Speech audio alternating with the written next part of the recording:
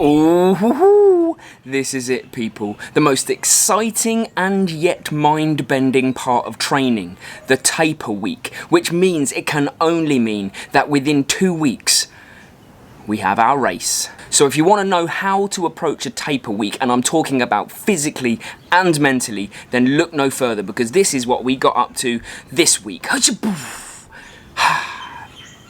Why does it always do that?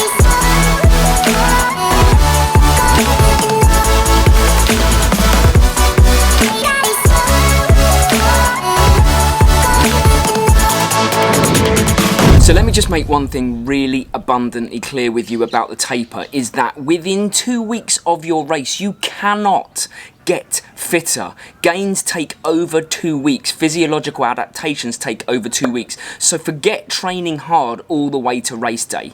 See taper as a time for you to mentally refocus, to mentally refresh, and to physically refresh. You can only overdo training in the taper. It's really hard to underdo. So I'm going to guide you through the taper, how I approach it, the type of sessions that I like to do, the length of sessions, everything. And it starts with our Tuesday run. And this is what we got up to. I often don't change much for my first run of a taper, and not because I can get more fitness gains from the session that will count towards my race, but more because I want the gains to keep on coming after the race, and I'm far enough out that I'll still be able to recover from the session way before the race. And instead of Track Tuesday, and because we were in Koh Chang, I opted for a basier run but with some hills. I did about 13 kilometres, but usually I'd have done around 10 kilometres here. Mary did hill repeats up a behemoth of an incline, 5 reps up a 500 metre steep climb, and 5 kilometres overall including the descent. And that put some hurt in her legs, but for plenty of long-term benefit.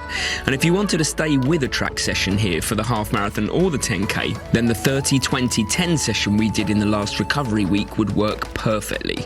Essentially, don't overthink this. Go out and enjoy, but underdo it rather than overdo it. Sometimes I wonder why we sign up to these crazy things.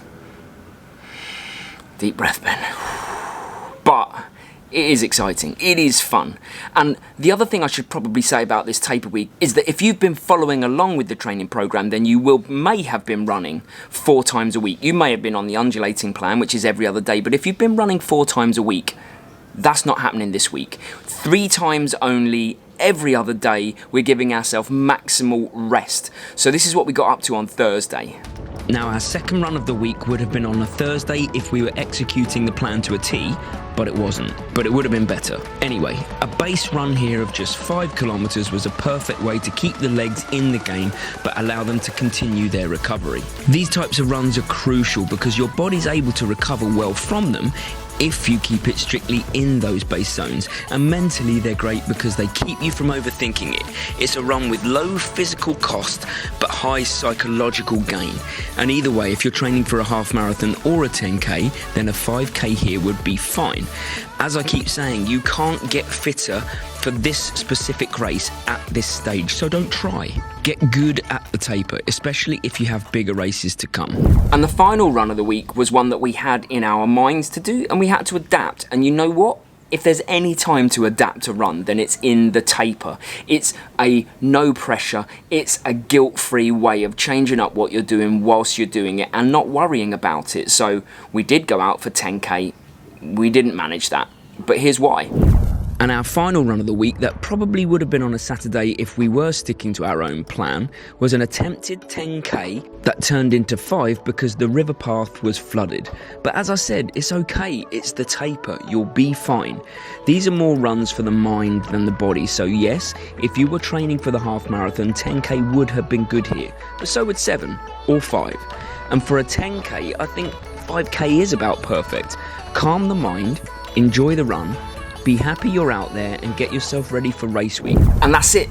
For me, a sum total of 23 kilometres for the week, and for Mary, a sum total of 15 kilometres. And you know what? We don't mind. We're keeping our legs on tick over. I really, really want to be able to hit this race hard and give it everything I've got. And so I'm taking it back a bit. And I feel all right about that because I've got so many big things in the pipeline. This is okay. Don't ever feel guilty about dialing back your training, because if you are truly in it for life, then there are ebbs and flows, and it doesn't matter. You don't have to keep building, you don't have to keep doing huge miles. this is a lifetime relationship that we're building, right? Good. I'm glad to hear it. So the moral of the story is that you can keep intensity in your training should you want to. That's no problem. Dial the volume back, make sure that you're keeping yourself fresh, and you can keep the strength and conditioning going like we did. We did some yoga, I did some swimming. You can keep all of that going. That's absolutely fine. The cost on your body is minimal, so crack on with that. And lastly, a few questions that I will answer here because I keep getting asked them. First off, yes, we're on Strava, Ben Bridges and Mary Bridges. We're on Instagram as This Messy Happy, same as the YouTube and the same as Facebook. But also, if you're interested in being part of the Mess App crew, if you're interested in our running vests and running tees, then I'll put a link below here as to where you can find them. And here's some of the amazing community in those tees right now, so thank you so much for the support. It means a huge amount to us, and we feel so proud to be part of such an amazing and supportive community. And next week is race week, and I will be talking through all of the things that we're doing to prepare for our race, mentally, physically, nutrition, hydration, the works. So you might want to stick around for that, because that is going to be emptying my brain of everything I think about before I'm coming up to a race, and how I prepare with my sessions in the lead up as well. And it should be a good race. I am assured there's some good runners there, so it's going to be a good race. I'll definitely be going for the win, but I have no idea who else is turning up. So fingers crossed, and we'll see, and we'll just give it our best go, right? Same with Mary. Thanks for sticking around, peeps. We're very close to 22,000 subscribers, which is mind-blowing and humbling at the same time.